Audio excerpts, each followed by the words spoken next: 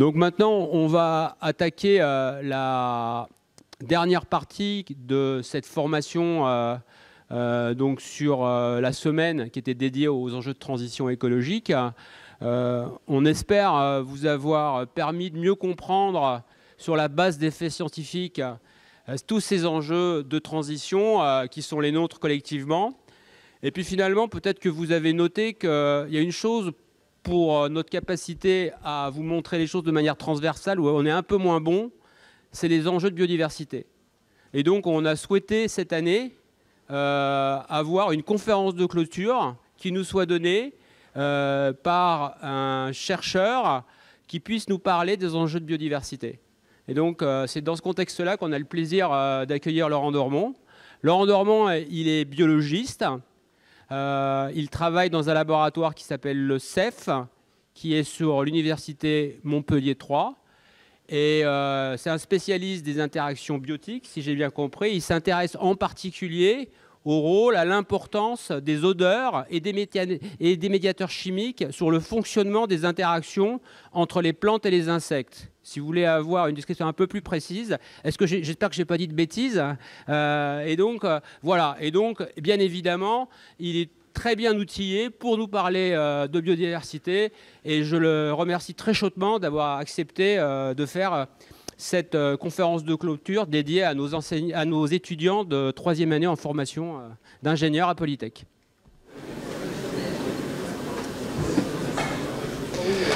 Bien, bonjour à tous. Je m'appelle Laurent Dormont, donc je travaille à l'université Paul Valéry. Je suis biologiste, donc comme ça vient d'être dit. Donc effectivement, à l'université Paul Valéry, c'est plutôt la fac de lettres normalement. Mais en fait, les biologistes sont plutôt en fac de sciences ici. Mais il y a un petit village gaulois de biologistes à Paul Valéry. Et donc, je vais vous présenter un peu des choses sur la biodiversité, j'ai essayé de vous mettre pas mal de photos sur la biodiversité, donc sur le rôle, l'intérêt et les enjeux de la biodiversité. Et en fait, je vais vous proposer d'aborder 4 questions successives. Tout d'abord, qu'est-ce qu'on entend par biodiversité ? Deuxième question, ça va être est-ce que la biodiversité est vraiment en déclin ? On parle d'érosion de la biodiversité, effectivement. Troisième point, on va essayer d'aborder les causes de cette érosion. Et puis on finira aussi par se demander finalement la biodiversité, à quoi ça sert ? S'il y a un peu moins de papillons ou de petits oiseaux, est-ce que vraiment c'est un problème ? Donc on essaiera de voir quels sont tous les rôles de la biodiversité. Alors tout d'abord, qu'est-ce que c'est que la biodiversité ? Alors il y a différentes manières de la définir, il y a même des définitions assez compliquées. Nous on va faire un truc simple, c'est que la biodiversité, pour faire très simple, ça consiste simplement à la diversité du monde vivant.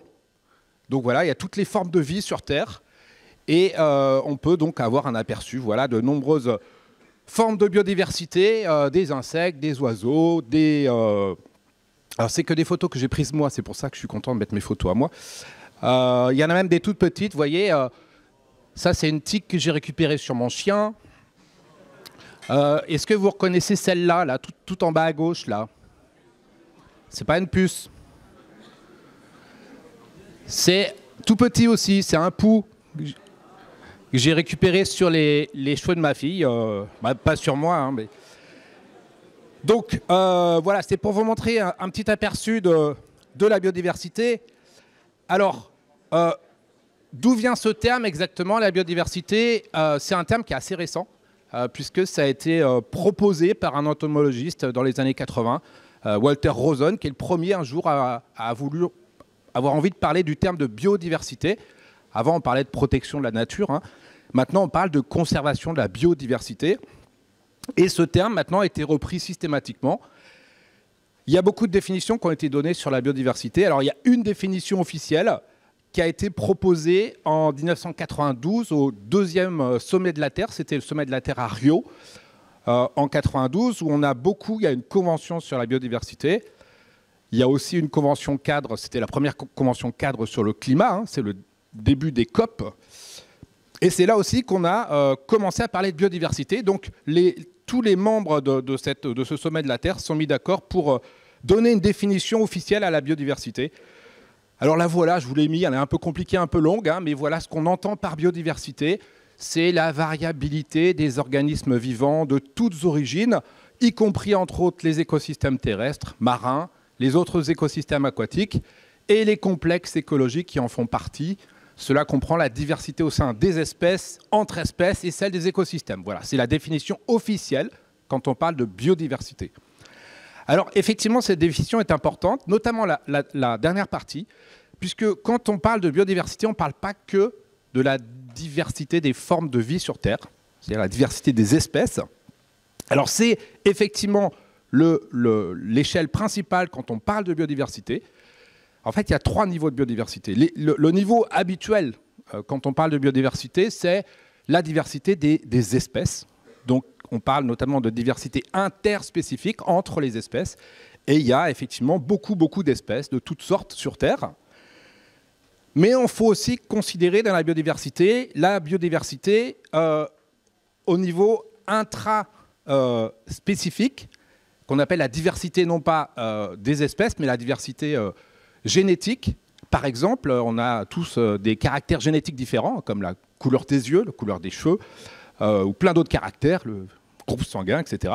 Donc au sein même d'une espèce, eh bien, dans des populations d'une même espèce, il y a une variabilité des caractères génétiques. C'est le cas, par exemple, alors on pense aux couleurs des yeux, mais chez plein d'espèces, comme par exemple une fleur, hein, il y a des fois différentes couleurs possibles pour certaines fleurs.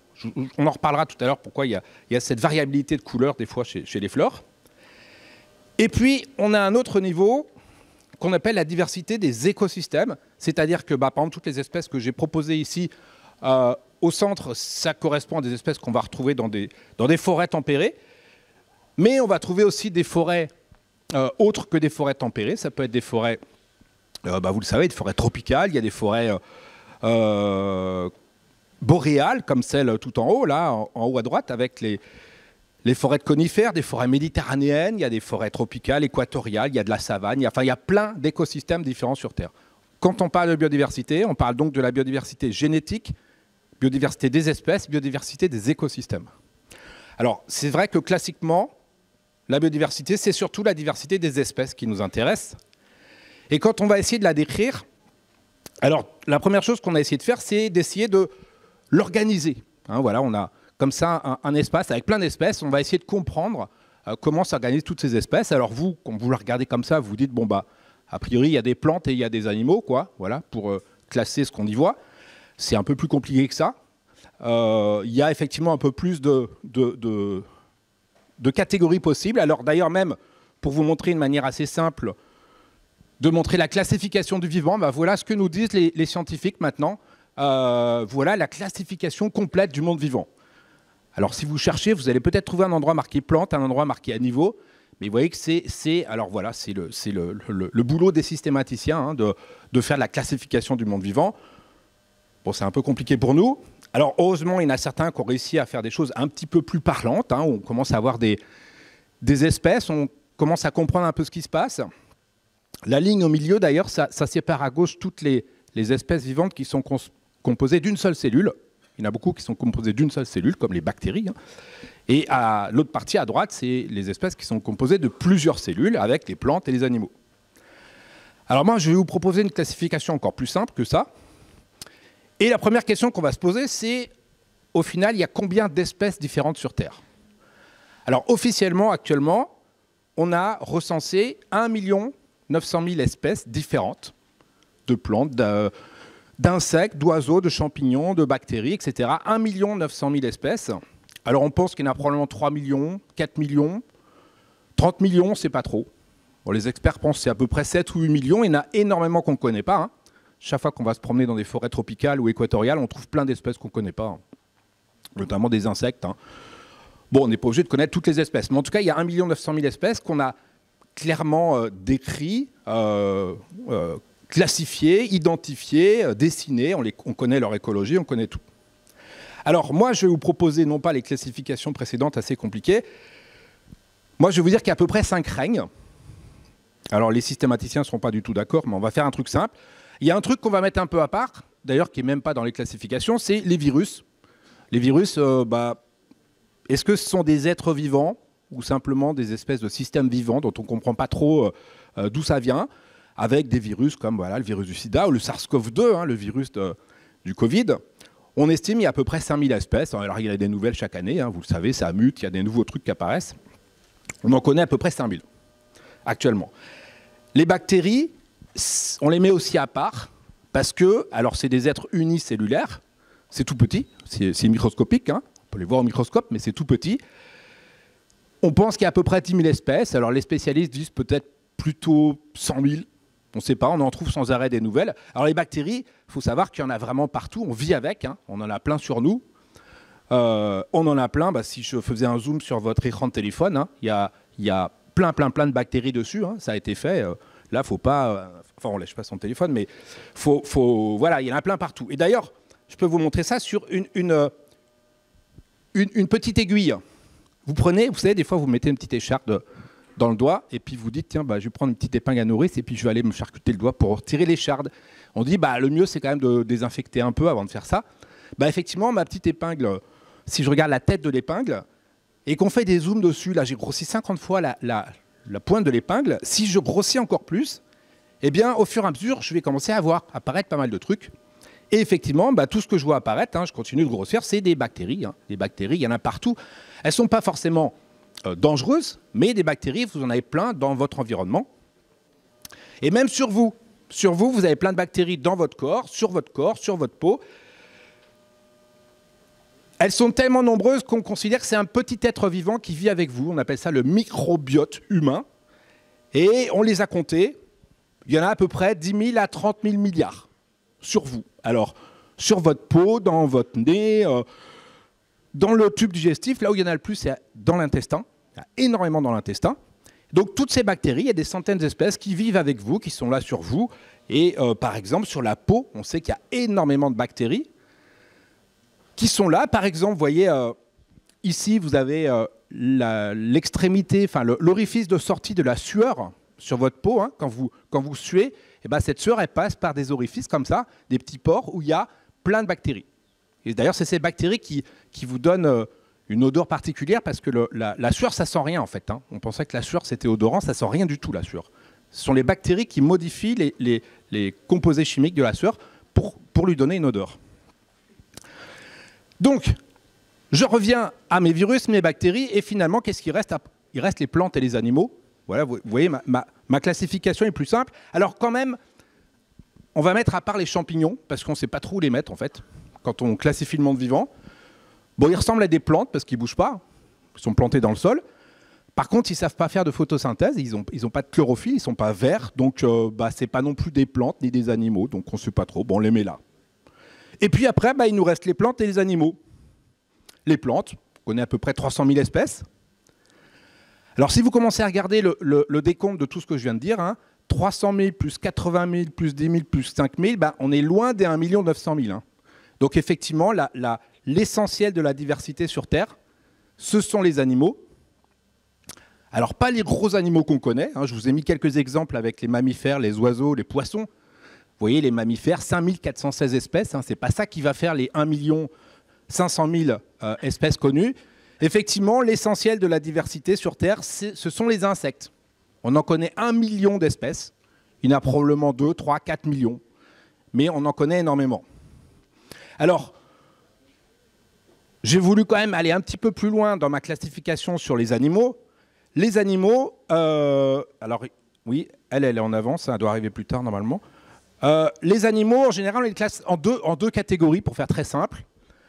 On dit qu'il y a les vertébrés et il y a les invertébrés. Avant, on parlait des animaux supérieurs et des animaux inférieurs. On parle de vertébrés, c'est-à-dire qu'il y a les espèces comme les poissons, les amphibiens, les oiseaux, les mammifères, qui possèdent un squelette interne, hein, qui ont des vertèbres dans leur corps, et tout autour, c'est mou, alors que les autres espèces, c'est l'inverse. Hein. Les insectes, c'est dur à l'extérieur et c'est mou dedans. 60 000 espèces de vertébrés, vous voyez, c'est pas ça qui va faire beaucoup la biodiversité. Et ensuite, il y a les invertébrés, alors c'est-à-dire essentiellement les insectes, mais il n'y a pas que les insectes. Je ne vais pas vous faire une classification zoologique détaillée, mais on va quand même considérer 3 catégories. Avant les insectes, il y a un petit groupe qu'on appelle les mille-pattes, qu'on appelle les myriapodes. Hein. Pod, ça veut dire pattes. Hein. Myria, c'est très nombreux. Donc voilà, les mille-pattes, hein, vous connaissez certainement. Hein. D'ailleurs, oui, j'ai mis Cette espèce qu'on a découverte, on l'a découverte il y a 2 ans en Australie en faisant des prospections minières. On est tombé sur ce petit machin. Bon, pourquoi je vous en parle? Parce que c'est la première fois, enfin, qu'on trouve un mille-pattes qui a plus de 1000 pattes. Parce que jusqu'à présent, tous les mille-pattes, ils n'avaient pas 1000 pattes. On les appelait mille-pattes. Et bien, ceux-là, on a compté les pattes. Il y a des chercheurs, leur boulot, c'est de compter des pattes. Eh bien, 1300. Donc, l'honneur est sauf. On a enfin des mille-pattes qui sont un vrai mille-pattes. Ensuite, vous avez les araignées. Vous voyez, c'est quand même beaucoup. 75 000 espèces d'araignées. On appelle les arachnides, qui se distinguent des insectes parce qu'ils ont 8 pattes, alors que les insectes ont 6 pattes. Et puis ensuite, vous avez les insectes. Les insectes, 1 million d'espèces. Alors, il y a plein de familles différentes, plein d'ordres différents, de classes différentes, mais je vous mets juste les 4 ordres principaux d'insectes, mais vous les connaissez. Il y a ce qu'on appelle tout ce qui est petites abeilles et les guêpes, etc. On appelle les hyménoptères. 130 000 espèces binoptères. Ce qu'on appelle les diptères, les mouches, les moustiques, etc. Ouais, 120 000 espèces. Les papillons, 150 000 espèces. Et le groupe le plus nombreux sur Terre, eh bien, c'est ce qu'on appelle les coléoptères. Les coccinelles, charançons, scarabées, tout ça. Vous voyez, plus de 400 000 espèces. Il y en a vraisemblablement beaucoup plus. Alors, je vous ai mis d'ailleurs des photos que vous connaissez. Vous avez reconnu une petite abeille, l'abeille classique. En bas à gauche, vous avez un beau papillon. Ce papillon, est-ce que vous le connaissez, ce papillon? Ouais, j'ai entendu. C'est un papillon alors, j'ai pris ces photos chez moi, dans mon jardin. Il n'a rien à faire ici. Ce papillon, il vit en Argentine. Et c'est un papillon qui a débarqué en France il y a une quinzaine d'années. On l'appelle le papillon tueur de palmiers. Donc, c'est une invasion biologique. Il est arrivé d'Argentine, il a envahi tout le sud de la France, l'Espagne, l'Italie, et il est en train de bouffer tous les palmiers. Il y a une dizaine d'années, à Palavas, 90% des palmiers étaient attaqués. Donc, c'est un énorme papillon. C'est le plus gros papillon qu'on ait en France. C'est un truc énorme. Il est très joli, mais il nous embête pas mal. Et donc, il s'attaque. En fait, il pond ses œufs à la base des stipes, là, et c'est des énormes chenilles qui vont tout dévorer. Et donc, les palmiers, ils terminent comme ça. Vous avez dû voir ça souvent.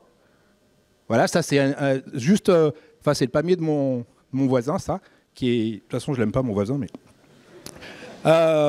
donc, voilà, les palmiers, ils sont vraiment attaqués. Alors, depuis 5-6 ans, ça va mieux, parce qu'on a trouvé des techniques pour combattre ce papillon, mais on a trouvé un autre ravageur de palmiers qui vient d'arriver, qui arrive d'Indonésie cette fois, et qui est en train de passer la 2e lame sur les palmiers. Donc, c'est pas très rassurant pour les palmiers. L'autre photo que j'avais mise, est-ce que vous l'avez reconnue? Eh bien, c'est un très bon exemple récent d'invasion biologique. C'est le fameux moustique tigre qui nous accompagne depuis une vingtaine d'années en France. Donc, vous le connaissez, il est tout petit, il est très agressif, il est très pénible. C'est les femelles. Voilà une femelle en train de piquer. C'est sur moi, ça d'ailleurs. J'avais pas forcément prévu de montrer mes poils comme ça dans les amphis, mais voilà une femelle qui me pique. Et ces femelles, ce moustique tigre, d'où il vient? Eh bien, il vient d'Indonésie. Donc, jusque dans les années 70-80, ce moustique habitait en Indonésie. Et du jour au lendemain, il s'est dit, tiens, je vais coloniser toute la planète. Donc, il est parti en Asie, en Australie, en France, en Europe, en Amérique, et il a colonisé toute la planète. Alors, ce qui fait que maintenant, on a plusieurs espèces de moustiques en France. On a les moustiques qu'on avait habituellement, les moustiques classiques, et puis on a ce nouveau moustique. Qu'est-ce qu'il y a comme différence entre ces moustiques? Déjà, les moustiques qu'on a habituellement, il y a une dizaine d'espèces à Montpellier qui nous piquent. Eh bien, ils piquent surtout le soir et la nuit. Quand il y en a un dans la chambre, c'est l'enfer, puisqu'il va vous piquer toute la nuit. Alors que le moustique tigre, lui, il pique le jour. S'il y en a dans la chambre la nuit, à 11h le soir, vous éteignez, vous dites c'est dodo, alors lui, il dort. Il pique jamais la nuit.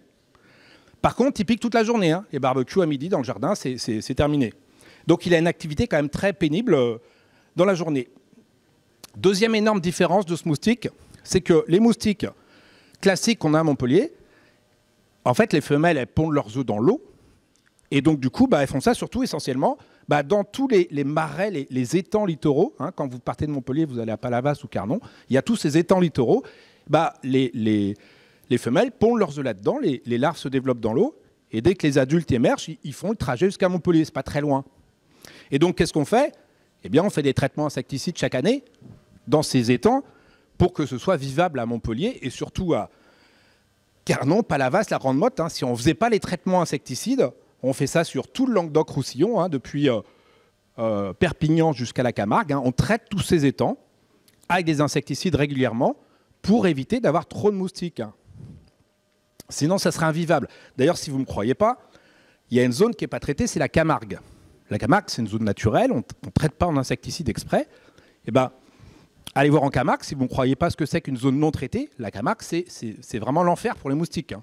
Notamment à la Pédombe, en plus, c'est des gros moustiques, hein. C'est des trucs qui vous piquent, qui vous traînent sur des mètres. Enfin, c'est vraiment des gros trucs. Et la différence, justement, avec le moustique tigre, eh bien, le moustique tigre, il ne sait pas voler. Il vole, allez, 50 mètres maximum, 100 mètres. Vraiment pour ceux qui sont forts. Ça veut dire que quand vous vous faites piquer dans votre jardin, eh bien, le moustique tigre, il vient de votre jardin ou du voisin. Mais le moustique tigre, il est incapable de faire ces distances. Donc, il pond ses œufs, toutes les petits points d'eau qu'il trouve dans les jardins. Il en trouve plein.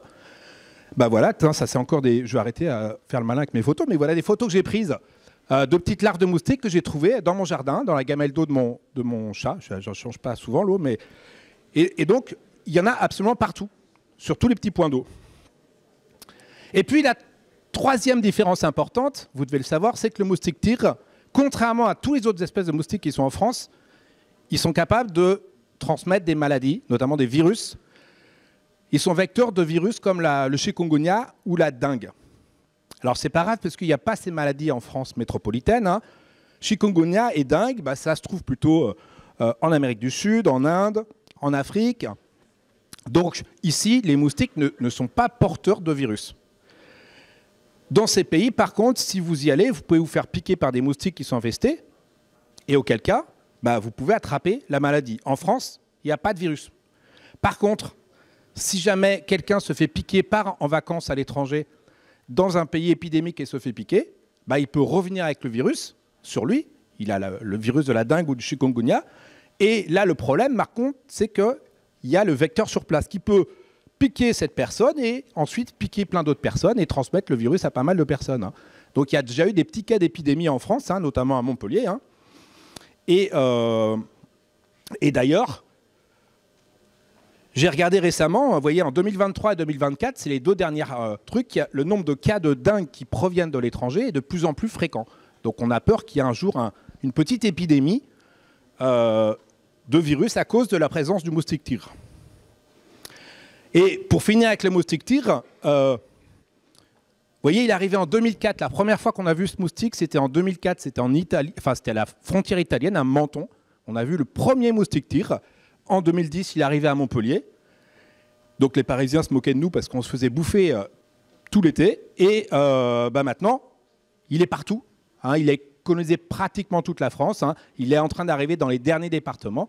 Mais le moustique, il a colonisé à peu près toute la France. Ce qui est assez étonnant d'ailleurs, parce que pour qu'un moustique puisse coloniser aussi rapidement alors qu'il ne sait pas voler, et donc on s'est beaucoup posé la question de comment ce moustique qui vole très mal a pu coloniser la France aussi rapidement. Il y a des chercheurs de Montpellier, de l'IRD, qui ont beaucoup étudié ça, les cartes de progression du moustique. Ils se sont aperçus qu'en fait, il voyageait en voiture. Parce que les voies où on voit le moustique qui se propage, ça correspond aux grandes voies de circulation. Donc les gens qui viennent dans le sud, ils ont ramené le moustique dans le nord. Donc ils se promènent en voiture en fait. Une dernière chose sur le moustique tigre, et puis j'arrête avec le moustique tigre parce que je ne vais quand même pas vous parler que du moustique tigre. Hein. Voilà, c'est encore la dernière photo que j'ai prise parce que je me suis beaucoup posé la question, c'est est-ce qu'un moustique tigre est capable de piquer à travers un jean? Et ça m'a tellement obsédé de savoir ça. Bon, chacun ses obsessions. Hein.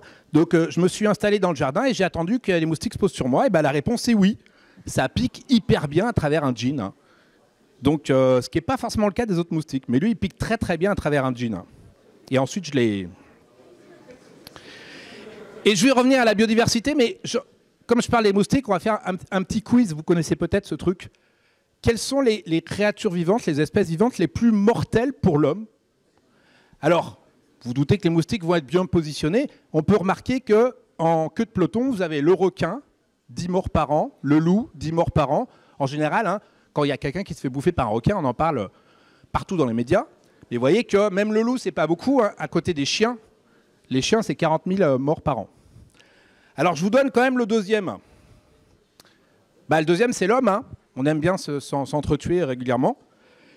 Mais effectivement, le premier, c'est le moustique. 700 000 morts par an à cause des moustiques. Alors, ces 700 000 morts par an, c'est pas en France, évidemment, c'est en Afrique. Hein, c'est le paludisme. Le paludisme fait 600 000 morts par an. Et puis, oui, les escargots, j'entends dire des escargots, c'est pas des escargots qui courent très vite et qui vous mordent à la gorge. Hein, ils sont aussi comme ils véhiculent des parasites. Hein, c'est-à-dire qu'il y a des parasites qui font leur cycle dans des escargots aquatiques et ensuite ils vont dans l'eau. Et ensuite, ça peut piquer des humains en Afrique. Hein, ça fait 100 000 morts par an. Hein, ce qu'on appelle la bilharziose. C'est une maladie qu'on trouve en Afrique. Bon, je reviens quand même à ma biodiversité, après cette longue introduction. On va parler d'érosion. Alors, est-ce qu'on a réussi à documenter précisément cette érosion? Ben oui. Quand on regarde l'évolution des populations d'espèces dans le monde, eh bien, on peut voir, ça c'est des courbes pour les populations de vertébrés. On estime à pas loin de 60% de disparition des populations de vertébrés, pas des espèces, hein, des populations, entre 1970 et 2012. Et c'est très marqué d'ailleurs pour les amphibiens, c'est-à-dire les grenouilles, les tritons, les salamandres. Hein, on a 80% de baisse des populations. C'est pas étonnant parce que toutes les zones marécageuses, on a quand même essayé de s'en débarrasser depuis quelques dizaines d'années. C'est la même chose pour les insectes. Alors il y a des études qui montrent que, eh bien, il y a une baisse de l'ordre de 75-70% en 30 ans des insectes qui volent. Vous voyez, c'est des études qui ne sont pas menées sur 2-3 ans. Hein. C'est des chercheurs qui ont suivi pendant 25 ans des points de comptage et qui ont pu documenter, montrer que ces insectes ont baissé, les populations ont baissé de plus de 70%. Alors d'ailleurs, ça, c'est un truc qu'on expérimente, enfin, qu'on peut soi-même constater de manière assez empirique avec ce qu'on appelle l'effet pare-brise. Alors vous n'avez certainement pas connu ça, mais nous, quand on était jeunes, quand on faisait des longs trajets en voiture, en fait, il fallait qu'on s'arrête tout le temps pour nettoyer le pare-brise. Parce que c'était infernal, il y avait plein d'insectes qui venaient s'écraser sur le pare-brise. Ce qu'on appelait l'effet pare-brise, hein, demandez à vos parents, ils connaissent bien ça. Et donc, avant, c'était assez pénible, hein, fallait régulièrement nettoyer son pare-brise. Maintenant, c'est plus le cas. Donc c'est une manière empirique de constater ce phénomène. Alors il y en a même qui l'ont étudié de manière un peu plus scientifique. Il y a des études qui ont été faites au Danemark et au Royaume-Uni, avec un suivi pendant une vingtaine d'années. Et donc, en fait, alors ils se sont dit, je ne veux pas, moi, chercheur, essayer de compter le nombre de traces d'insectes sur mon pare-brise en faisant des trajets. L'idéal, c'est qu'on va faire participer plein de gens. Donc, ça a été une science participative citoyenne. Ils ont proposé à tout le monde d'acheter ces espèces de grilles collantes qu'on met sur les plaques d'immatriculation. Ensuite, vous rentrez ça, vous avez une petite application, vous rentrez ça sur votre smartphone, vous rentrez le trajet que vous faites, et vous faites une photo au départ et à l'arrivée de votre plaque. Et on peut, comme ça, dénombrer le nombre d'insectes volants. Ça s'est fait pendant une vingtaine d'années. D'ailleurs, quand on se fait flasher avec des radars, avec ça, je pense ça doit passer à la trappe, j'y pense maintenant. Et qu'est-ce qu'ils ont constaté? Dans les deux situations, ils ont constaté pendant ces 20 ans d'études, il y a eu des centaines de trajets, il y a plein de gens qui sont allés acheter cette grille et qui l'ont mise sur leur voiture. On retrouve à peu près la même chose, c'est-à-dire une baisse d'insectes volants de l'ordre de 70 à 80%. Ça rejoint ce qui s'était fait en Allemagne. Donc il y a vraiment un effondrement assez net des insectes, et on le verra sous d'autres formes après. Alors, juste pour finir avec ces preuves scientifiques de l'effondrement de la biodiversité, une étude très récente, qui a été faite d'ailleurs par des gens de Montpellier en partie, qui a été publiée l'année dernière, sur les oiseaux en Europe, eh bien, on observe les comptages d'oiseaux sur des très longues périodes. Vous voyez, depuis 1980 jusqu'à 2016, eh bien, moins 60% d'oiseaux présents dans les champs. comme le bruant ortolan, l'alouette des champs, etc.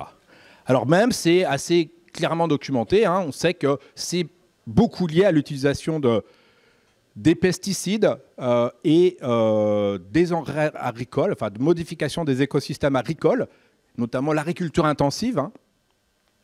Je ne vais pas trop parler de ça, sinon la fac va se faire bloquer par les tracteurs, mais on sait que l'agriculture a un rôle quand même assez important dans cet effondrement de la biodiversité. Alors, l'effondrement est tellement marqué qu'on commence à parler d'une extinction. On sait que dans le passé, dans l'histoire de la Terre, il y a eu 5 grandes extinctions de masse, c'est-à-dire 5 grands épisodes où il y a eu un effondrement du nombre d'espèces. Alors, je vous les passe rapidement, hein, mais voilà, il y a 444 millions d'années. On sait qu'a priori, c'est à cause de phénomènes de glaciation et qu'il y a un certain pourcentage d'espèces qui a disparu à cette époque-là.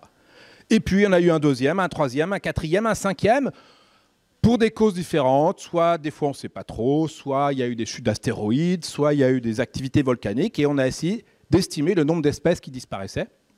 Et puis, en fait, on estime maintenant, hein, la plupart des scientifiques parlent de la 6e extinction de masse, qui est aussi très rapide, hein, qui est liée à l'homme cette fois. Et on ne peut pas encore estimer le nombre d'espèces, mais on voit bien qu'il y a quand même un effondrement assez marqué des populations d'espèces. Et peut-être qu'on le documentera encore mieux plus tard. Alors, il faut qu'on en vienne maintenant, évidemment, à quelles sont les causes de l'érosion de la biodiversité. Pourquoi il y a ces disparitions depuis une cinquantaine d'années, disparition d'insectes, d'oiseaux, de mammifères, d'amphibiens? Eh bien, vous vous en doutez, les causes de l'érosion, ça va être quand même essentiellement lié aux humains. Parce qu'il y a de plus en plus d'humains, que les hommes ont de plus en plus d'impact sur l'environnement, et puis ne serait-ce que d'un point de vue démographique, hein, on voit qu'il y a 12 000 ans en arrière, on était quelques millions sur Terre, et puis il y a 2 000 ans, on était une petite centaine de millions, et puis maintenant on est 8 milliards, hein, donc on a une croissance assez exponentielle, avec forcément un impact sur les milieux naturels. Et d'ailleurs, c'est la première cause, hein, sur les 5 causes principales qu'on va proposer. La première cause, c'est ce qu'on appelle la disparition d'habitats naturels, la fragmentation d'habitats. Forcément, quand on détruit des forêts ou quand on construit des autoroutes, etc., on supprime des habitats naturels. Donc c'est assez logique qu'il y ait moins d'espèces. Deuxième cause, ça va être les pollutions. Les pollutions chimiques, les pollutions biologiques, les pollutions de toutes sortes, pollution de l'air, pollution de l'eau, etc. On ne va pas regarder tout ça en détail, hein, mais forcément, ces pollutions, on sait que ça a des effets forts sur les populations vivantes. Troisième cause, il y a aussi des espèces qui sont concernées par des problèmes de surexploitation, comme la surpêche. Donc on sait qu'il y a des espèces très chassées ou surexploitées qui ont fini par disparaître. Quatrième cause, on en a déjà un peu parlé, les espèces invasives, comme le papillon tueur de palmiers, comme ici c'est le frelon asiatique, hein, c'est un gros frelon qui arrive d'Asie et qui est en train de tuer les abeilles localement, hein. Ou la jussie, voilà, il y a des espèces végétales qui envahissent d'autres régions du monde et qui ont des capacités de pullulation, hein, et qui posent pas mal de problèmes. Et puis forcément, les changements climatiques. On se doute que les changements climatiques vont avoir un impact sur la biodiversité, donc tout ce qui est dérèglement climatique, réchauffement climatique. Alors, j'aime pas trop le terme de crise climatique. D'ailleurs, on entend souvent ce terme. Moi, crise climatique ne me plaît pas trop parce que crise, ça laisse quand même sous-entendre que c'est un mauvais moment à passer et que ça va aller mieux après, alors que ça ira pas mieux après. Enfin, le changement climatique, c'est quelque chose qui est irréversible. C'est-à-dire, on pourra pas revenir en arrière de toute façon, hein. Enfin, en tout cas, à l'échelle d'une vie humaine, c'est totalement irréversible, hein. Donc, c'est vraiment des dérèglements climatiques dont on sait que ça a un impact sur les espèces. On le voit déjà, comme des épisodes de sécheresse, hein, qui peuvent poser des problèmes sur la croissance des arbres. On le voit en France, hein, il y a des espèces d'arbres qui souffrent beaucoup et du coup qui stockent moins de carbone. Donc, du coup, il va y avoir un réchauffement supplémentaire lié à ça. Bon, je ne vais pas trop détailler ces aspects-là. Je vais juste détailler le premier, qui est considéré comme un des plus importants sur la disparition de la biodiversité, c'est la destruction, fragmentation d'habitats. Et on peut donner un exemple très simple, c'est la déforestation qu'on constate dans des forêts tropicales, et particulièrement en Amazonie. C'est le cas dans toutes les forêts tropicales, hein. Mais en Amazonie, c'est très marqué. On estime qu'il y a à peu près maintenant pas loin d'un tiers, enfin un bon quart de la forêt amazonienne qui a été dégradée, qui a été coupée. Et on sait que ça continue très très vite. Chaque année, on empiète sur la forêt amazonienne. Donc on détruit la forêt. Alors pourquoi alors toutes les forêts tropicales sont concernées. Alors pourquoi nous, scientifiques, on s'émeut beaucoup de ça? Parce qu'on sait que les forêts tropicales humides, que ce soit en Amazonie, en Afrique ou en Indonésie, eh bien ces forêts, on sait que c'est là qu'il y a l'essentiel de la biodiversité mondiale. Ça représente 10% des terres émergées, mais ça abrite 50% de la biodiversité mondiale et probablement beaucoup plus parce qu'à chaque fois qu'on va se promener là-bas, on trouve des nouvelles espèces. Donc c'est notamment le cas de l'Amazonie. L'Amazonie, on considère que c'est le plus gros réservoir de biodiversité dans le monde, à peu près 20% de la biodiversité dans le monde. Donc c'est pour ça qu'on se préoccupe beaucoup de ces espaces-là, avec notamment les forêts amazoniennes ont un nombre de strates très très importantes qui caractérisent ces forêts. Et on sait d'ailleurs que l'essentiel de la biodiversité est situé tout en haut, au niveau de ce qu'on appelle la canopée. C'est pour ça qu'on ne la connaissait pas très bien, parce que c'est à 50 mètres de hauteur. Donc c'est assez compliqué d'aller étudier ces forêts. Alors heureusement, c'est juste pour l'anecdote, il y a des Montpelliérains, des chercheurs montpelliérains, qui se sont dit qu'il faut qu'on aille étudier la canopée. Et en fait, ils ont construit ça. Ils ont construit ce qu'ils ont appelé le radeau des cimes. Donc une espèce de structure gonflable avec des grands filets qu'ils allaient poser avec des montgolfières sur la canopée, en haut des forêts. Puis ensuite, on les attachait. Et ils ont fait des missions comme ça en restant 2-3 mois sur place. Et ils ont pu comme ça étudier toute la biodiversité de la canopée. C'est des gens de Montpellier qui ont eu cette idée au départ. Et ils sont allés comme ça inventorier et faire des expéditions dans plein de forêts du monde qu'on a appelé l'opération Canopée. Je crois qu'on peut trouver des films d'ailleurs sur Internet là-dessus. Donc, pourquoi on fait cette déforestation au Brésil? En Amazonie. C'est le cas dans d'autres forêts, mais en Amazonie, c'est très marqué. Donc, vous allez dire, mais pourquoi on continue? C'est pour faire de l'agriculture.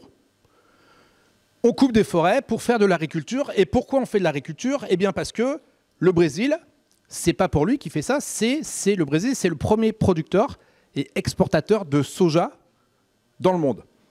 On considère que c'est l'or vert du Brésil. Donc, le Brésil, il exporte du soja. Le Brésil, c'est le premier producteur et exportateur de café dans le monde, premier producteur exportateur de canne à sucre, de jus d'orange. Toutes les oranges sont fabriquées au Brésil. Donc tout ça, c'est fabriqué au Brésil. Et où va ce soja? Eh bien, 80% du soja qui est fabriqué au Brésil, il part en Chine. Les Chinois sont complètement dépendants du soja brésilien pour nourrir leurs animaux. D'ailleurs, le Brésil, c'est un des rares pays du monde qui a une balance commerciale excédentaire avec les Chinois. Et donc, 80% part au Brésil, mais une bonne partie part en Europe. Et donc, à quoi ça sert le soja dans le monde? Ça sert à nourrir des animaux. 90% quasiment du soja qui est fabriqué au Brésil, c'est faire de la nourriture animale pour les animaux. De toute façon, 70% de ce qui pousse sur Terre, dans les champs, c'est pour nourrir les animaux, pour qu'on puisse manger de la viande. Parce que on mange de plus en plus de viande dans le monde. C'est parce que la population augmente et puis on en mange de plus en plus. Donc il y a une grosse partie qui part en Chine. Et en Europe, pareil. En Europe, on importe le soja dont on a besoin. On l'importe, vous voyez, d'abord du Brésil, de l'Argentine, un petit peu des Américains. Mais l'Europe est le deuxième importateur mondial de soja. Et la France est très demandeuse. Vous voyez, la production de soja en France, c'est 400 000 tonnes, la production nationale, mais tout le reste, on l'importe du Brésil. Donc, quand il y a de la déforestation en Amazonie, c'est notamment pour que nous, on puisse leur acheter du soja. Ils cultivent du soja pour nous, pour qu'on puisse nourrir nos animaux d'élevage et qu'on puisse manger de la viande. Alors, pour être un peu plus précis là-dessus, l'Amazonie est concernée, mais il y a surtout cette partie-là, qui est en dessous de l'Amazonie, ce qu'on appelle le Cerrado. Le Cerrado, c'est une espèce de savane arborée tropicale qui abrite d'ailleurs il y a beaucoup de biodiversité là-bas, à peu près 10% de la biodiversité du Brésil, c'est au Cerrado, avec des espèces assez emblématiques comme le jaguar ou le loup à crinière. Eh bien, on sait que c'est surtout là qu'il y a des immenses surfaces de soja. Et le Cerrado a perdu quasiment la moitié de sa surface pour pouvoir cultiver du soja. du soja, d'ailleurs, le soja cultivé au Brésil, il est transgénique, enfin, c'est des organismes génétiquement modifiés à 95%, hein, qui est résistant au glyphosate, hein, ce qui permet de traiter tous les champs du glyphosate. Et donc, bon voilà, je m'arrête là-dessus, mais on est vraiment dans l'actualité parce que vous avez vu qu'avec le Mercosur et la révolte agricole en France, on est vraiment dans ce débat-là, savoir qu'au Brésil, ils ont des pratiques pour fabriquer du maïs en utilisant par exemple des herbicides comme l'atrazine, qui est interdite en France depuis 20 ans. Donc ils utilisent des hormones, etc. Donc il y a un peu... alors les quantités importées avec cet accord de libre-échange vont être assez faibles, hein, que ce soit en volaille, en bœuf, hein, c'est à peine 1%. Hein, mais c'est vraiment le principe, hein, qui gêne un peu, c'est un peu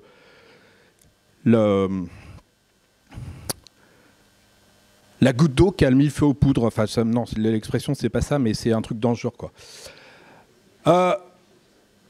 Dernière partie, finalement, bon, les papillons disparaissent, les insectes disparaissent, il y a moins d'oiseaux. Est-ce que, franchement, il y a de quoi s'inquiéter? Est-ce que ça nous change notre vie de savoir qu'il y a un peu moins de papillons qui se promènent dans la forêt? Et donc, finalement, on va se poser la question, mais à quoi ça sert la biodiversité? Je vais essayer de vous convaincre des principales raisons qui font que la conservation de la biodiversité a une importance. Et je vais vous proposer 4 raisons. Il y a tout d'abord des raisons qu'on va appeler esthétiques ou culturelles. Ces raisons esthétiques culturelles, en fait, c'est surtout lié au fait que... Alors, je vais présenter les 4 raisons d'abord. Hein. Je vais vous parler aussi de raisons éthiques. Je vais vous parler de raisons scientifiques, biologiques. Et puis, je vais vous parler de raisons économiques qui sont peut-être celles qui pèsent le plus dans les arguments pour conserver la biodiversité. Mais on va quand même dire un petit mot sur chaque raison, notamment les raisons éthiques. Eh bien, on sait que la nature, hein, tout le monde vivant qui nous entoure, a un rôle esthétique, un rôle éducatif, récréatif. Et on aime bien se promener dans la nature, on aime bien aller observer les espèces. Et on sait même que, les pédopsychiatres nous le répètent sans cesse, hein, que l'environnement des animaux est très très important pour le développement psychologique de l'enfant, le développement sensoriel de l'enfant. Et on aime bien passer du temps à aller observer les espèces. Hein. Donc il y a un rôle esthétique culturel, hein, je ne vais pas m'étendre sur cet aspect-là. Deuxième rôle, des raisons qu'on va appeler éthiques, hein, c'est-à-dire que l'humanité, l'espèce humaine n'est pas forcément propriétaire de la diversité biologique. Hein. D'ailleurs, c'est des types d'arguments qui a beaucoup d'écho en ce moment, avec par exemple avec ceux qui sont véganes, avec le mouvement antispéciste ou des choses comme ça, qui justement défendent le fait que la nature a des droits. Troisième raison, des raisons scientifiques. Alors ça, c'est simplement le fait que les écosystèmes, on sait maintenant que ce n'est pas juste quelques espèces qui vivent ensemble de manière un peu juxtaposée, indépendante. On sait que les espèces sont toutes interdépendantes les unes des autres. Il y a des relations très complexes dans tous les écosystèmes avec des réseaux trophiques, des cycles compliqués. Et ça, alors ces interrelations, ces interactions entre espèces sont très étudiées. On sait qu'il y a des interactions entre les espèces de type prédation, de compétition, de parasitisme, de coopération. Il y a plein de relations complexes entre les espèces. Et on sait maintenant que quand on risque de retirer une espèce de cet ensemble, de ce réseau, souvent on peut faire des déséquilibres catastrophiques. On l'a expérimenté plusieurs fois. Donc, c'est une raison qui fait qu'on a intérêt à faire attention à cette biodiversité, à garder ces équilibres. Je vous donne juste un petit exemple assez connu, en fait. Aux États-Unis, dans le parc du Yellowstone, on a chassé beaucoup le loup au début du siècle dernier. Et en 1920, il n'y a eu plus de loups du tout, comme c'était le cas d'ailleurs dans pas mal de pays d'Europe. Hein. Et donc, il y a eu éradication du loup, une espèce parmi tant d'autres. Et bien, en fait, on s'est aperçu que le fait que le loup soit plus là, vous supprimez un grand prédateur, eh bien, les proies principales de ces loups, c'était des wapitis, des herbivores, et des coyotes. Donc, qu'est-ce qui s'est passé? Plus de loups, eh bien, la population de wapitis a énormément augmenté, et la population de coyotes a aussi énormément augmenté.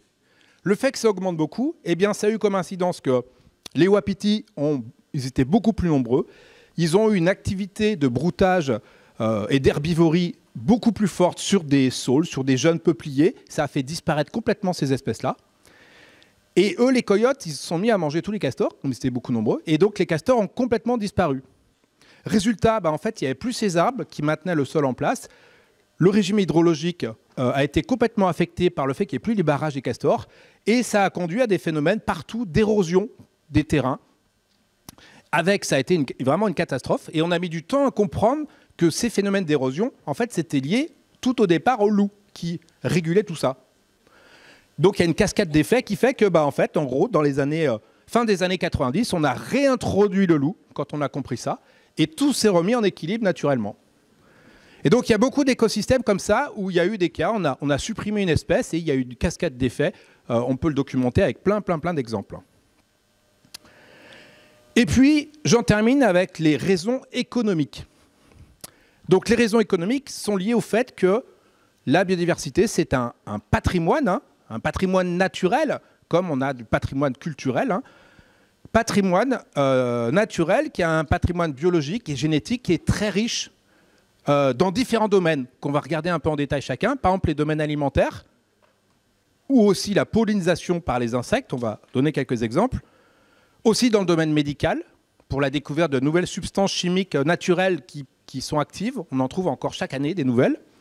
Et puis dans le domaine des biotechnologies. Je vais donner un petit exemple de chaque. Notamment d'abord pour le domaine alimentaire. Alors pour le domaine alimentaire, c'est pas très compliqué à comprendre. Vous savez bien que l'alimentation, enfin tout ce qu'on mange, la base de toute l'alimentation, c'est la production agricole. C'est toutes les espèces qui existent. On ne les a pas inventées, elles étaient là, on les a cultivées. Alors on peut même regarder un peu une liste de toutes les espèces. Enfin, c'est un exemple de toutes les espèces. Tout ça, c'est des espèces qu'on consomme, qu'on cultive. Et tout ça, c'est la diversité biologique qui existait dans la nature. On estime qu'il y a à peu près 3000 espèces qui ont déjà été utilisées, exploitées dans le monde, et 150 qui sont vraiment cultivées sur une grande échelle. Et puis, il y en a 5-6 qui font l'essentiel de nos calories, le blé, le maïs, etc. Mais donc, la biodiversité, c'est vraiment la base de toute la production agricole. Deuxième chose, la pollinisation. Alors, c'est le fait que ce soit des insectes qui vont polliniser les plantes. On estime, alors vous allez voir ce chiffre, on va en discuter un peu, mais on estime qu'il y a 75% des plantes cultivées dans le monde qui dépendent de la présence de ces insectes, des pollinisateurs. Bon, on met souvent des abeilles, mais il n'y a pas que les abeilles, il y a des papillons, il y a plein d'autres espèces. Donc 75% dépendent des pollinisateurs. Alors pour bien comprendre ça, mais vous savez quand même ça, c'est que les fleurs, pour devenir des fruits, c'est-à-dire des fruits ou des légumes, il faut qu'il y ait une fécondation. Et la fécondation, au départ, elle paraît assez simple. Et d'ailleurs, on se demande pourquoi les insectes ont à voir dans cette histoire. Parce que les fleurs possèdent les deux sexes. Toutes les fleurs possèdent à la fois la partie mâle, donc les étamines et le pollen, et la partie femelle, avec le pistil et l'ovaire. Et donc, en principe, les insectes n'ont pas besoin d'être là, puisque la fleur a les deux sexes en même temps, elle peut s'auto-reproduire. Mais en fait, ce n'est pas le cas. Il n'y a jamais d'auto-reproduction chez les fleurs. C'est bizarre d'avoir doté toutes les fleurs des deux sexes, et finalement, en fait, il n'y a pas d'auto, alors on appelle ça l'autogamie, l'auto-reproduction, l'auto-pollinisation. En fait, c'est toujours les insectes qui vont, enfin, il n'y a pas que, mais qui vont aider à transporter des pollens d'une fleur sur le pistil d'une autre fleur. Donc on fait toujours de la pollinisation croisée avec des individus différents. C'est un peu curieux d'avoir les deux sexes et de ne pas faire d'auto-reproduction. Mais en tout cas, toutes les plantes à fleurs, la plupart sont hermaphrodites, ce qui est le cas aussi d'ailleurs chez les animaux. On connaît à peu près 5% des espèces d'animaux qui possèdent les deux sexes. Par exemple, les vers de terre, ils possèdent le sexe mâle et le sexe femelle. Les huîtres, les poissons clowns, le mérou. Il y a plusieurs espèces qui ont les deux sexes. Et bien même dans ces cas-là, jamais les animaux vont s'auto-reproduire. Par exemple, le lombric, on prend deux, c'est une photo, on voit, il y a deux lombrics et qui positionnent la partie mâle sur la partie femelle de l'autre, etc., qui font une fécondation croisée. Les huîtres, c'est pareil, même les huîtres, pour être sûr que les cellules sexuelles mâles ne fécondent pas les cellules sexuelles femelles de la même huître, elles ne sont jamais mûres en même temps. Donc c'est impossible qu'une huître s'auto-féconde. Donc la nature a donné les deux sexes à certains êtres vivants, mais a tout fait pour pas qu'ils s'auto-reproduisent. Et donc les insectes, là-dedans, eh bien, ils vont avoir un rôle assez important. Notamment, on sait que, par exemple, des fleurs qui peuvent être pollinisées, d'ailleurs, soit des fois par autofécondation, soit par le vent, eh bien, en fait, ça marche bien mieux quand c'est les insectes qui se chargent de transporter le pollen sur les fleurs. Donc c'est pour ça que les insectes, c'est très très important pour ça. On connaît, il n'y a pas que les abeilles, on connaît plein d'abeilles. Il y a à peu près 20 000 espèces d'abeilles dans le monde. Mais on sait que les pollinisateurs, ça peut être aussi des papillons, ça peut être des guêpes, ça peut être des mouches, ça peut être des coléoptères, même des moustiques. Les moustiques sont des pollinisateurs. Hein. Bon, je ne sais pas si c'est un argument suffisant pour ne pas avoir envie de les éradiquer, mais il y a des mâles de moustiques qui pollinisent des fleurs. C'est pas très nombreux. Hein. Alors, une petite parenthèse, c'est qu'il y a des fleurs qui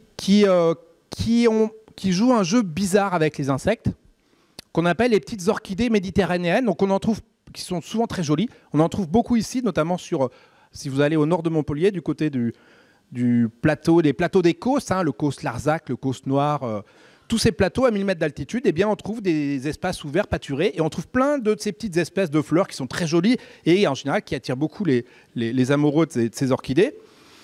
Eh bien, ces orchidées, pourquoi elles jouent un rôle bizarre? Parce que dans le principe de pollinisation, ce qui est marqué en haut, eh bien, les insectes, ils pollinisent pas, enfin, ils transportent pas le pollen gratos. Hein. C'est-à-dire que les insectes, ils vont rechercher du nectar, une petite substance sucrée qui est au fond de la fleur, qui est une récompense, hein, et en échange, ils transportent le pollen d'une fleur à une autre. Donc sans faire exprès, c'est-à-dire qu'en cherchant le nectar, ils se couvrent de pollen et ils vont de l'autre côté rechercher un peu plus de nectar et puis ils déposent le pollen sur l'autre fleur. Et puis tout va bien dans le monde des fleurs, sauf qu'un jour, il y a les orchidées qui sont arrivées. Et les orchidées, celles-là, on les a appelées des orchidées tricheuses. Parce qu'elles se sont dit, mais tiens, plutôt que m'enquiquiner à fabriquer du nectar, parce que ça a un coût de fabriquer cette substance sucrée, eh bien, je vais avoir des jolies couleurs et des jolies odeurs comme les autres fleurs. Donc, les insectes vont venir sur moi, vont me polliniser, mais en fait, moi, je ne fais pas de nectar. Donc, les insectes, quand ils y vont, ils sont à voir. Ils vont sur la petite fleur, et en fait, il n'y a rien derrière. Et donc, c'est un truc qui empêche de dormir les biologistes depuis longtemps, parce qu'on s'est dit, comment c'est possible qu'au bout de milliers d'années d'évolution, les insectes n'aient pas fini par apprendre que ces fleurs-là, elles trichent. D'ailleurs, on le voit quand on observe sur le terrain, les petites abeilles, ils vont sur une fleur, et puis elle dit, bon, elles se sont fait avoir, ils vont une deuxième fois, au bout de 2 fois, elles ne vont plus sur cette fleur. Hein. Elle dit, c'est terminé, j'ai repéré celle-là, il n'y a pas de nectar dedans. Et bien, ça continue à marcher, elles existent toujours. Alors en fait, les orchidées ont inventé plein de trucs compliqués pour tromper leurs pollinisateurs. Par exemple, je vous en parlais au début, le polymorphisme de couleurs. Par exemple, cette petite orchidée, l'orchis mâle, eh bien, des fois, on trouve des individus roses, des fois des blancs, des fois des roses, enfin des pourpres, des roses ou des blancs. Et voilà une photo que j'ai prise en haut sur les Causses. Vous voyez, l'insecte, il va aller sur un individu pourpre. Bon, il n'est pas content, il n'y a pas de nectar. Il vient sur un autre pourpre, il dit, j'arrête d'aller voir des pourpres. Et puis, il voit la blanche à côté, il dit, ah, tiens, une autre espèce. Ils vont dedans, eh ben non, c'est pas une autre espèce, c'est la même. Donc, cette variation de couleur des fleurs, c'est un moyen de tromper les insectes. Alors, il y en a d'autres même qui ont fait ce qu'on appelle du leurre visuel. Donc ici, vous voyez ces 3 fleurs. En fait, celle de gauche, c'est une orchidée, qu'on appelle l'orchis pyramidale, qui n'a pas de nectar, qui triche. Et à droite, c'est une espèce qui produit du nectar, classiquement. Donc en fait, ces orchidées, pour tricher, elles s'amusent à ressembler aux autres espèces de fleurs. Comme ça, les insectes, ils ne savent plus trop où ils sont et ils se trompent. Et puis, il y en a même qui ont été encore plus loin, qui font du leurre sexuel. C'est-à-dire qu'il y a un des pétales de la fleur qui a été transformé en forme de corps d'insecte. Et donc, le mâle, quand il voit ça, il croit que c'est une femelle, il se jette sur le pétale, il essaye de s'accoupler avec le pétale. Et même la fleur, elle produit comme odeur l'odeur de la phéromone femelle. Donc, vous voyez, les orchidées sont prêtes à tout pour ne pas fabriquer du nectar. Hein, elles se compliquent la vie, mais donc voilà, le but, c'est de ne pas faire de nectar. Et elles ont tout inventé pour essayer d'attirer quand même les pollinisateurs, et ça marche. Alors, j'en reviens aux plantes cultivées. Je vous ai dit, oui, les plantes cultivées aussi dépendent beaucoup des insectes. Alors, en fait, les plantes cultivées, on l'a vu, il peut y avoir aussi une autofécondation. une autogamie. Il peut y avoir aussi le vent qui peut transporter le pollen. Et puis, des fois, c'est les insectes. En fait, il y a toutes les situations. Et dans les plantes cultivées, en fait, si on regarde d'un peu plus près, il y a un certain nombre de plantes cultivées, comme le maïs, comme le blé, comme certains légumes, qui peuvent se passer complètement des insectes. Le blé ou le maïs, par exemple, il s'autoféconde très facilement. Donc, il n'y a pas besoin des insectes. Alors, il y a certaines espèces qui considèrent que le vent, ça suffit. Enfin, qui peuvent utiliser parfois le vent, parfois l'autofécondation, parfois les insectes. Hein. Et puis, finalement, il y a quand même beaucoup d'espèces qui sont très, très dépendantes des insectes. C'est-à-dire, si les insectes ne sont pas là, il n'y aura pas de fruits. Et c'est le cas notamment de tous les fruits, hein, comme les pommes, les poires, les abricots, les cerises. Là, s'il y a pas, là, ça ne marche pas avec le vent, ça ne marche pas par autofécondation. Donc celle-là, il faut strictement qu'il y ait des insectes présents. Et donc ça représente effectivement, quand on regarde, ça représente 75% des espèces de plantes qui dépendent des insectes. Alors en volume, ça fait que 35% parce que en volume de ce qu'on produit chaque année, il y a quand même beaucoup de maïs et beaucoup de blé. Hein. Donc ça représente que 35%. Donc si les insectes disparaissaient, on serait quand même pas mal embêté. Et d'ailleurs, c'est ce qui est un peu en train d'arriver. On l'a vu sur les premières diapos que les insectes sont en train de disparaître. Et on observe dans le monde depuis pas mal d'années ce qu'on appelle le colony collapse disorder, c'est-à-dire un effondrement des populations d'abeilles dans le monde. Personne ne sait pourquoi. Il y a plein de... Alors on pense que ça peut être des maladies comme le varroa, ça peut être des parasites, ça peut être... Et on suspecte beaucoup des pesticides comme les néonicotinoïdes, qui sont des pesticides des insecticides qu'on a mis au point il n'y a pas très longtemps, qu'on vient d'interdire tout juste là en France et en Europe. Hein. Alors Macron a fait quelques dérogations pour les betteraviers parce qu'ils avaient trop de problèmes de dégâts dans leurs champs, mais maintenant c'est totalement interdit complètement parce qu'on sait que ça tue, a priori ça tue beaucoup les abeilles. Et d'ailleurs, pour vous dire que ça, à tel point qu'au Japon, ils ont commencé à mettre au point des mini-drones pour pouvoir polliniser les vergers à fruits parce qu'il n'y a plus assez d'abeilles. Et donc, on est en train de mettre ces petits drones pour remplacer les abeilles qu'on a fait disparaître. C'est assez incroyable. Hein. Bon, c'est un peu anecdotique, hein, mais quand même pour vous montrer à quel point, jusqu'où on en est. Un petit mot sur l'aspect médical. L'aspect médical, effectivement, la biodiversité a un intérêt énorme d'un point de vue médical, et ça, c'est complètement d'actualité. Mais je vais quand même juste vous donner 2-3 exemples de choses que vous connaissez peut-être. Voilà, par exemple, on sait depuis l'Antiquité que quand on a un peu de fièvre, quand on a des douleurs, tout ça, eh bien, on nous disait à l'époque, tu vas prendre un peu d'écorce de saule. Le saule, c'est une espèce d'arbre, hein, qui en latin s'appelle salix, et on fait une petite décoction, et puis vous avalez ça, et puis en fait, ça guérit la fièvre et ça soigne les douleurs. Et un jour, on a commencé à rechercher qu'est-ce qu'il y avait comme molécule chimique là-dedans, et on a trouvé une molécule qu'on a appelée l'acide salicylique, parce que sali, ça vient de salix, de saule, et elle marche très bien. Et puis on s'est même aperçu qu'il y a une fleur qui faisait la même chose, parce qu'il y a des gens qui utilisaient une petite fleur qu'on appelle la reine des prés ou la spirée. On en trouve ici, à Montpellier. Hein. Et donc pareil avec les feuilles, hein, si vous faites des décoctions de cette feuille, ça guérissait de la même manière. Ça soigne la fièvre, la douleur, etc. Et un jour, on s'est dit, tiens, on n'a qu'à en faire un médicament. Et ce jour-là, on a inventé, on l'a appelé aspirine. Spirée, ça a donné spirine. L'aspirine, c'est de l'acide salicylique. Enfin, acétylsalicylique, on l'a un peu modifié. Mais voilà un exemple d'une molécule qui est hyper utilisée encore aujourd'hui, hein, et qu'on a découvert il y a très longtemps. Un autre exemple, alors vous le connaissez peut-être moins, une petite fleur qu'on trouve à Madagascar, qui est endémique de Madagascar, ça veut dire qu'on la trouve que à Madagascar. Cette jolie petite fleur rose, hein, la pervenche de Madagascar, et bien dedans, on a recherché les composés chimiques qu'il y avait dans les feuilles. On a trouvé un produit qu'on a appelé la vinblastine. C'est la famille des alcaloïdes. Hein. Les alcaloïdes, en général, c'est des molécules qui sont assez actives. Hein. Je vous ai donné des exemples d'alcaloïdes. Par exemple, la caféine, c'est un alcaloïde. Hein.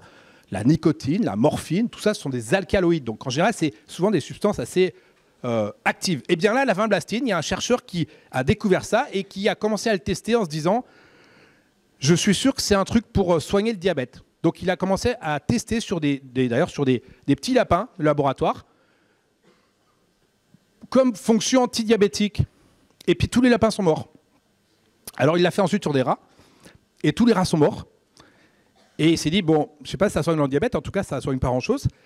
Et il s'est aperçu qu'en fait, ils mouraient parce qu'ils n'avaient plus de globules blancs, plus de cellules sanguines.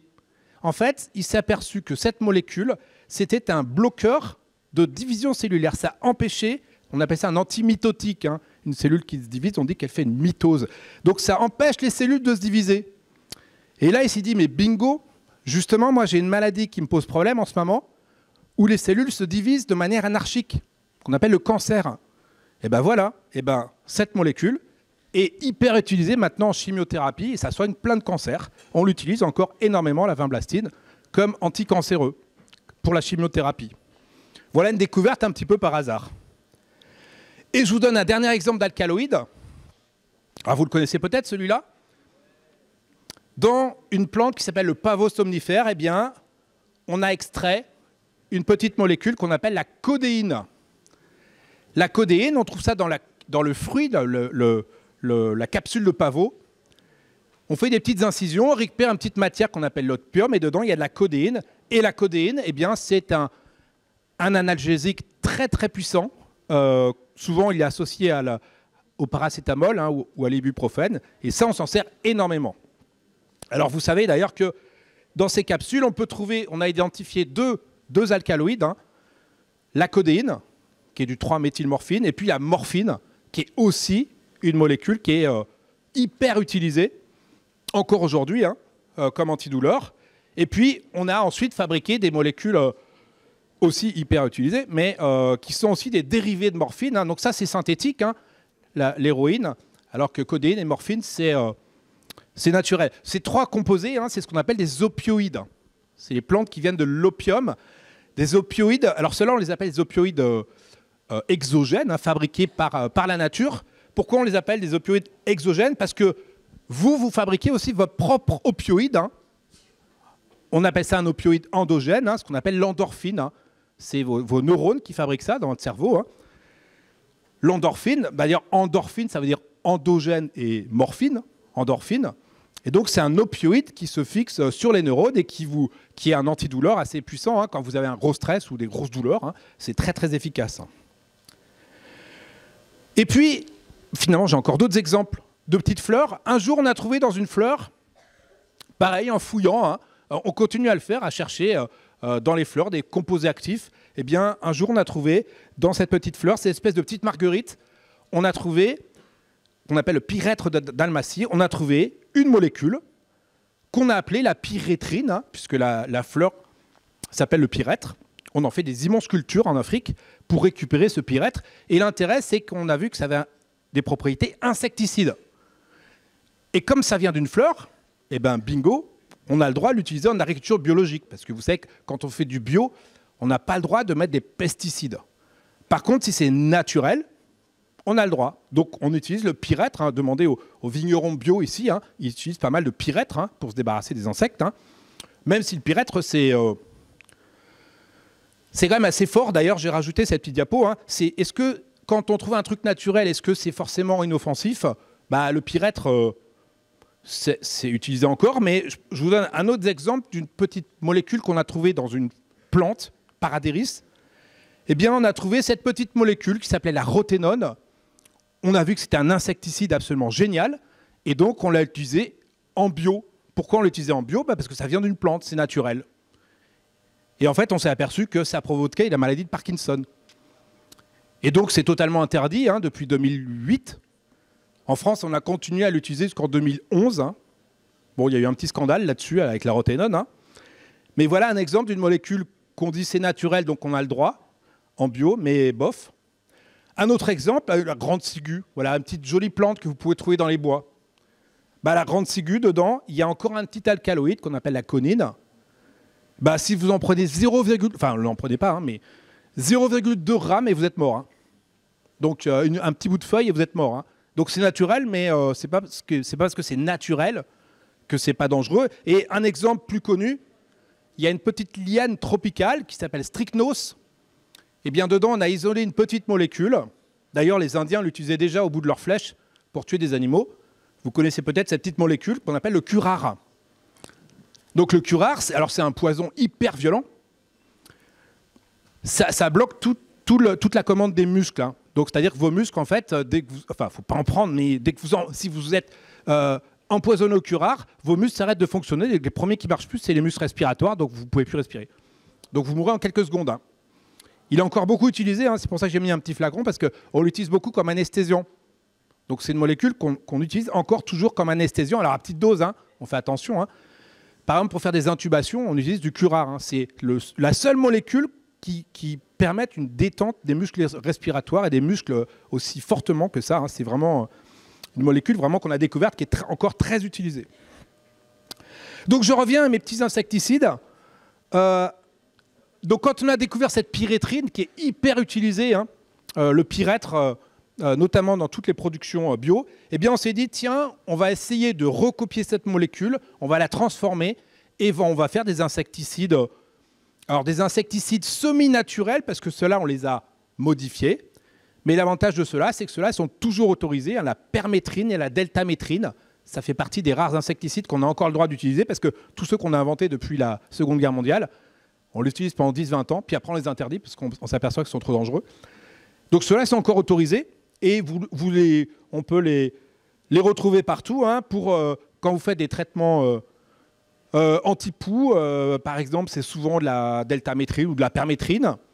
En Afrique, toutes les moustiquaires qu'on utilise pour protéger les gens des insectes et du paludisme, maintenant, on les imprègne de permétrine. Comme ça, les moustiques, quand ils sont attirés, en plus, ça les tue. Et puis, si vous avez tous les traitements pour les animaux, contre les puces, les poux, chez le chien, on utilise énormément de permétrine, hein, pour regarder sur les boîtes chez les vétérinaires. Alors, j'ai mis quand même, attention aux chats, d'ailleurs c'est marqué, hein, ne pas utiliser chez les chats. La permétrine, ça tue des chats. Hein. Les chats, c'est parmi les rares mammifères chez qui il manque une petite protéine dans leur foie qui détoxifie beaucoup de choses. C'est pour ça que les chats, ils ne supportent pas grand-chose. Hein. Si vous donnez du Doliprane à un chat, ça le tue. Hein. Jamais donner. C'est des cas hyper courants d'intoxication, hein, les vétérinaires vont vous le dire. Hein. Il y a des gens qui ramènent des chats en sale état. Ils disent je comprends pas, il avait mal à la tête, je lui ai donné du Doliprane. Comment ça, mal à la tête? Et en fait, pour les chats, c'est catastrophique. Hein. Ils ne savent pas détoxifier ça. Hein. Donc jamais de Doliprane aux chats. Hein. Et je termine avec la partie biotechnologie. Il y a des applications biotechnologiques à la biodiversité. Et on veut revenir aux moustiques. Encore les moustiques. Alors pourquoi les moustiques? Parce qu'il y a des chercheurs qui se sont dit, c'est quand même assez incroyable qu'une femelle de moustique, hein, les mâles piquent jamais. Hein. Quand les femelles vous piquent, on sent rien. Alors vous sentez après. Mais le but d'une femelle, quand elle vous pique, si vous sentez la piqûre, vous l'écrasez tout de suite, elle s'est fait avoir. Hein. Donc le but, c'est qu'elle pique, mais que vous sentez rien. Donc les femelles, elles ont trouvé un système pour piquer. Alors déjà, elles vous injectent un anesthésiant, elle vous injecte un anticoagulant et même un vasodilatateur, quoi, pour que vraiment elle puisse aspirer correctement le sang. Et on s'est quand même dit, mais au moment où elle pique, pour qu'on ne sente rien du tout, c'est quand même, le truc doit être assez perfectionné. Donc on a commencé à regarder de très près la tête du moustique et on a regardé ce qu'on appelle son proboscis, c'est-à-dire sa trompe avec laquelle elle pique. Et on a essayé de regarder ça très en détail. On s'est aperçu que la forme de la trompe, elle n'était pas de manière rectiligne, mais en fait, elle était conique au bout, très très effilée au bout. Et en plus, eh bien, le bout n'était pas rectiligne également, c'est-à-dire que c'était une forme un peu coupée en biseau. Hein, vous voyez, ça c'est à gauche, c'est vraiment une photo, enfin revue de l'extrémité du moustique. Donc c'est coupé en biseau. Et donc en fait, ce qu'on a fait, c'est qu'on dit, on va essayer de reproduire tout ça pour faire des aiguilles. Et on a fait des aiguilles justement en forme en biseau, mais même un biseau même qui est asymétrique. Hein. On a vu que chez le moustique, c'est asymétrique. Ça permet plutôt que de percer, ça permet d'abord de couper la peau pour pouvoir rentrer facilement. Et le jour où on a vu ça, on a fabriqué des aiguilles qui permettaient de piquer sans faire mal du tout. Et toutes les aiguilles maintenant, d'une infirmière ou par exemple, toutes les aiguilles qu'on utilise pour les stylets, pour les piqûres d'insuline, sont entièrement basées sur la trompe des moustiques. On a recopié ce qu'il y avait chez les moustiques. Et c'est hyper étudié. Il y a plein d'articles scientifiques qui étudient comment les moustiques arrivent à piquer sans faire mal. Et même pour vous dire que c'est encore étudié, même l'année dernière, là, il y a une publication qui a qui a montré qu'ils ont vu même qu'à l'extrémité, en fait, il y avait des toutes petites dents pour pénétrer encore mieux dans la peau sans que ça résiste. Hein. Donc vous voyez, c'est hyper élaboré. Donc voilà une application biotechnologique de l'intérêt des moustiques. Hein. Il n'y a pas beaucoup d'intérêt des moustiques, mais voilà, un intérêt des moustiques qui ont permis de faire des aiguilles indolores. Un deuxième exemple, les moules. Les moules, c'est un truc qui a aussi beaucoup perturbé les biologistes et les chimistes en se disant comment c'est possible que les moules, vous savez qu'elles sont accrochées très fortement avec ce qu'on appelle leur byssus, là. Le byssus, cette petite partie qui sort de la moule. Et on s'est demandé comment c'est possible de coller aussi fort dans l'eau. Vous avez déjà essayé de mettre de la colle et mettre ensuite dans l'eau? Ça ne marche pas en général, la colle dans l'eau. Ben là, on s'est dit, c'est incroyable que ça puisse tenir aussi fort alors que c'est tout le temps dans l'eau. Donc on a recherché les molécules chimiques qui permettaient ça. On a trouvé une molécule chimique qu'on a appelée un petit acide aminé très rare, qu'on ne connaissait pas, d'ailleurs qui est utilisé pour la maladie de Parkinson maintenant. Et on a dit, ben voilà, cet acide aminé est assemblé pour faire une espèce de protéine incroyable qui colle. Et puis, on s'est aperçu, un peu par hasard, que chez une autre espèce, le gecko, l'espèce de tarentule, là, vous savez, qui est capable de marcher sur des vitres, même à l'envers, on se demandait comment elle faisait pour tenir sur les vitres. Eh bien, on a trouvé la même molécule. Oui, c'est incroyable. Et du coup, qu'est-ce qu'on a fait? On a fait une colle industrielle qu'on a appelée le geckel. Ça vient de gecko et de mussel, hein, mussel, la moule. Hein. Voilà une colle qui a été inventée à partir des moules et des geckos. Plus que deux petits exemples d'applications biotechnologiques.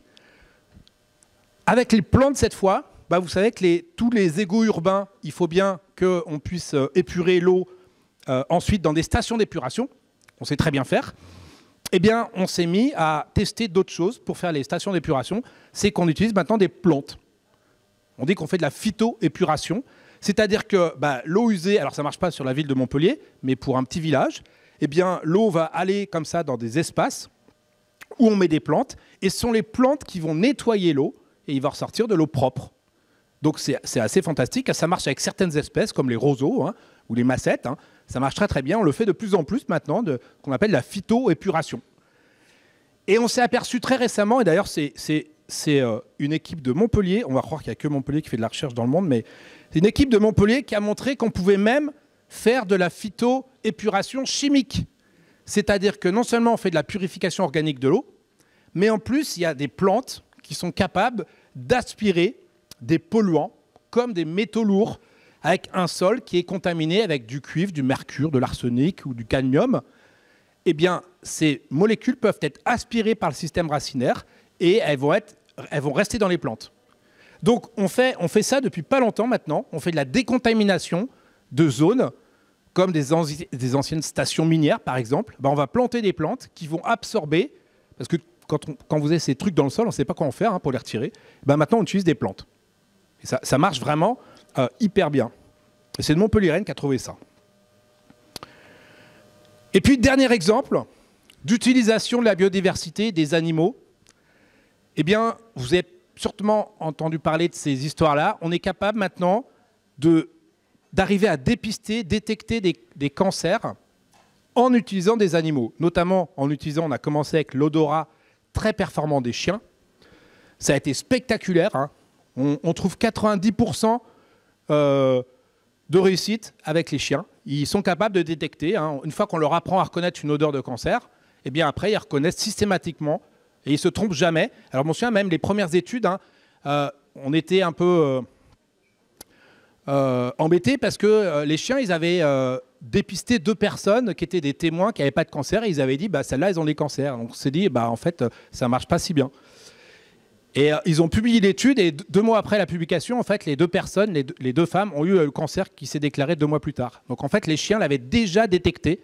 Et c'est l'intérêt de cette détection, c'est qu'on arrive à dépister avec des changements d'odeur corporelle. Hein, dès que vous avez une maladie, même quand vous avez le Covid, vous avez n'importe quelle maladie, ça change vos odeurs corporelles. Et donc le cancer, on le détecte et l'idée, c'est de le détecter très très tôt. Donc les chiens le font. Mais on s'est dit, le problème, c'est que les chiens, ça coûte très cher. C'est assez compliqué à mettre en place. Et on a commencé à se demander s'il n'y a pas d'autres animaux qui seraient capables de détecter des cancers. Et par exemple, on a essayé sur des petites souris. Les souris sont parfaitement capables de sentir des cancers entre elles. Hein. On met une souris qui a un cancer et l'autre qui n'a pas de cancer. Elles reconnaissent parfaitement les souris qui ont un cancer ou pas. Et on leur apprend à reconnaître des odeurs de cancer. Et donc, elles sont capables de détecter des cancers avant même qu'à l'imagerie médicale, on voit quoi que ce soit. Donc, c'est vraiment très, très, très précoce.